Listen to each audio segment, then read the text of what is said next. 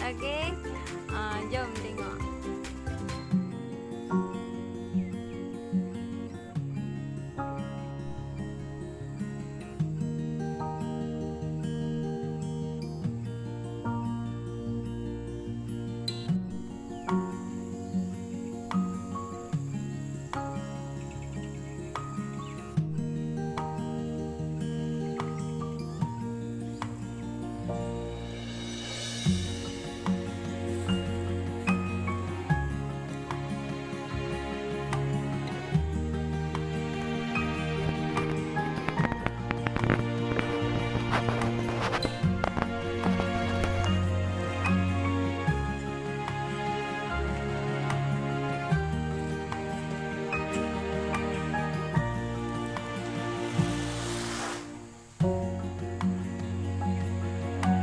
Okey, itulah dia keadaan sekarang terbaru saya punya pokok ros. Daripada 18 pokok yang saya pindahkan kat tempat baru tu, ada 8 pokok je yang masih hidup. So 10 pokok lagi dah mati. So ID yang tinggal saya belum check lagi sebab semuanya dah tak ada rupa. Okey, yang saya kenal pasti masalah punca lah, antara punca sebab lah kan kenapa diorang tu mati. Dalam masalah kulat dekat batang dia, kulat tu dekat batang besar. Jadi bila batang besar tu dia dah yalah, bila kulat ni macam lumpuh lah dia punya sistem sel tu kan. Jadi dengan pucuk-pucuk sekali habis kan, dia dah tak dapat serap makanan kan. Makanan dah tak dapat nak lalu sebab ada kulat. Lepas tu pula satu lagi, batang tu memburuk kan. Yang saya faham, yang saya lihat daripada pokok-pokok saya ni macam ni. Kan baru ni hujan lebat berpanjangan. So masa tu pula saya tak ada baja biji nak bagi kat diorang. Lepas tu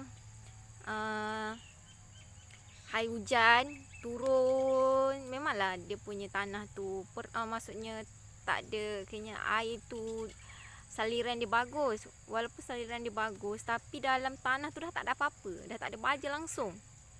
So cuma air hujan saja. So diorang tak ada makanan. So pucuk-pucuk semua mati. So antara sebab lain daripada kulat tu, itulah sebab diorang tak ada makanan langsung. Sebabnya saya baru lepas bagi baja tadi. So kiranya kali ni kali ketiga saya bagi diorang baja yang diorang suka tu lah. Jadi itulah hasil dia yang dapat diorang naik pucuk baru sihat, pucuk baru tak ada yang mati sebab mati kecut hitam macam tu kan. Selain daripada ulat kan, ulat tu kan daripada serangan luar kan. Kalau pucuk mati ni kan sebab daripada dalaman. So setakat ni tak ada jumpa lagi lah yang tu. Untuk ni minggu, untuk kali ketiga saya bagi baja tu.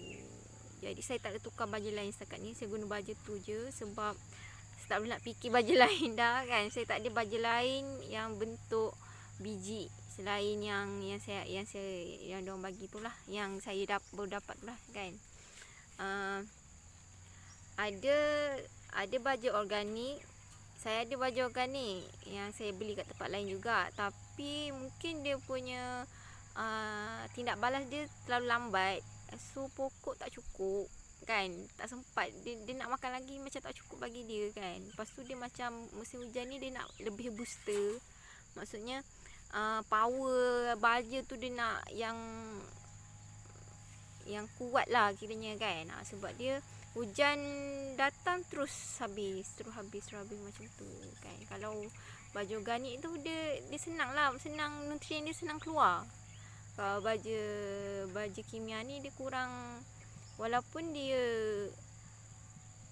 menyerap dalam air, boleh kembang, boleh hancur dengan air, tapi slow, tapi power kan. Bila dia release dia punya nutrien dalam dia tu kuat kan.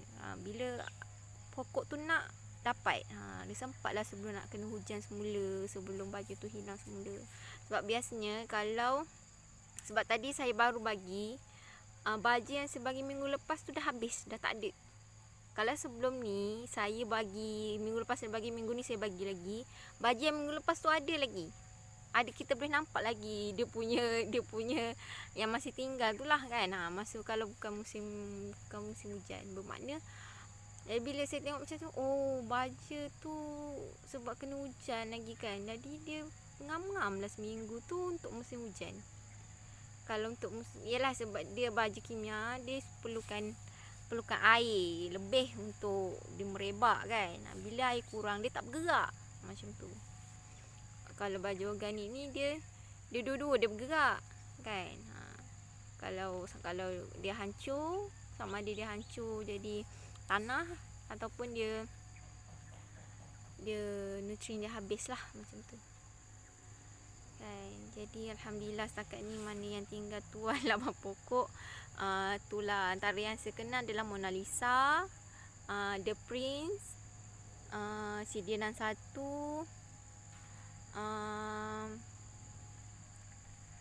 Charming Piano tak silap saya. Charming Piano. Red Baccarat dah habis dah kan. Dah tak sempat dah. Itulah, tak tahulah. Musim-musim hujan ni tak berani nak jamin apa-apa sebab kuasa untuk diorang hidup tu bukan daripada kita. Kita cuma usaha daripada fizikal je lah. Kalau itulah baja yang diorang suka tu je lah ikhtiar terakhir saya. Kalau diorang tak suka, diorang suka tak suka, itulah last saya. Saya tak boleh nak over budget lah kan. Saya tak ada budget lain nak korek dan saya tak ada masa lain dah nak.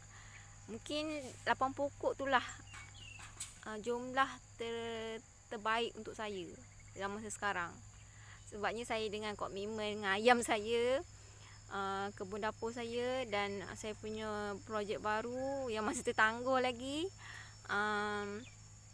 Jadi saya rasa yang mana yang tinggal itulah yang jumlah yang saya mampu untuk jaga sebenarnya. Akhirnya sebelum ni saya dah over lah kan.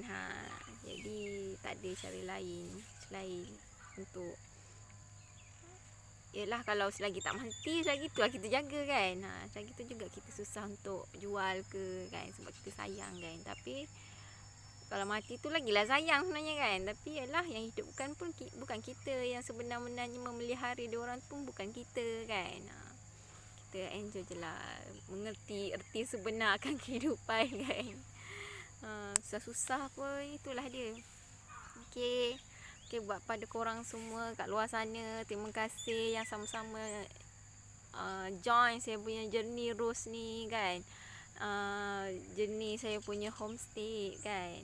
Saya rasa sebenarnya macam kelakar nak cakap homestay sebab saya punya kecil sangat. Tapi apa yang saya buat untuk dalam harian saya, dalam hidup saya, itulah homestay kan. Sebab apa yang saya makan, saya utamakan apa yang saya tanam, apa yang saya dapat daripada ayam saya, macam telur kan. Sebab saya nak makan daging tak boleh lagi, diorang kecil lagi kan. So insyaAllah akan datang saya kelas, sebabnya agak berbalah sikit dengan suami untuk makan ayam-ayam tu. Sebab ayam kampung ni mahal kan. Tapi saya ni nak makan ayam kampung kan. Tapi suami saya lebih nak dia orang tu dijual. Tapi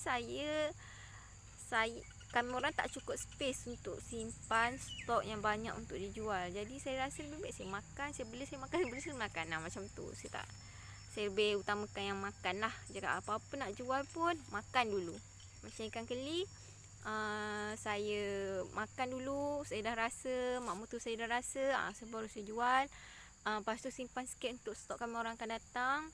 Lepas tu kalau yelah ada banyak lagi kan, so InsyaAllah saya akan buka untuk jualan semula. Tak banyak, dalam 1 kilo 2 kilo je sehari. Saya pun buka order pun sehari 2 hari je, lepas tu tutup dah kan. Sebabnya kita bukannya nak beri menjual kan, tapi untuk kita punya selingan makan tu lah kan. Bukannya makan ayam, ikan laut je kan. Kita nak kena tukaran variasi makanan tu kan. Enjoy lah kan. Kan. Lepas tu buat korang kat luar sana yang masih maksudnya nak cuba-cuba dengan Rose, just make sure korang cukup budget.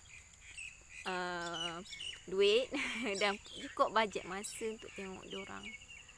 Saya dari pengalaman saya, sebelum ni saya tahu diorang tu maintenance tinggi, tapi saya orang kata tak kena batang hidung, jadi kita tak tahu situasi sebenar. Sekarang dah kena batang hidung, jadi kita tahulah kan, nak tahu risiko dia kan.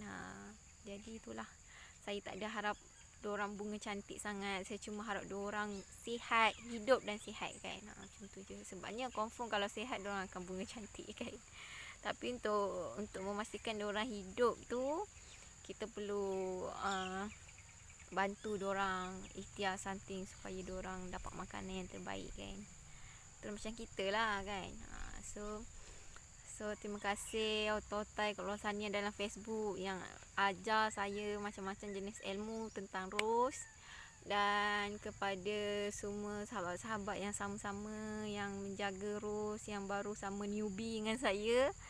So kalau korang hadapi masalah yang sama dengan saya, semoga bertabah ya. Okay, saya rasa dah sakit dia tu, jadi saya pasti orang lain pun mampu hadapi perkara ni kan. Sebab ialah benda hidup dan dia ada dia punya keperluan dia kan. Ialah rose ni dia maksudnya macam pokok bunga ni, kita nak kena cakap dengan selalu kan. Kita kena jumpa diorang hari-hari dan tegur diorang kan. Jadi lah dia seronok kan. Jadi kalau kita tak ada masa nak tengok, nak pandang pun tak sempat, siapa tak merajuk kan. Sebab dia macam perempuan kan. Okay, tu je setakat ni saya punya video tentang update rose. So jumpa lagi dalam video akan datang. Saya Fatona dari Little Heaven Homestay. Assalamualaikum, bye.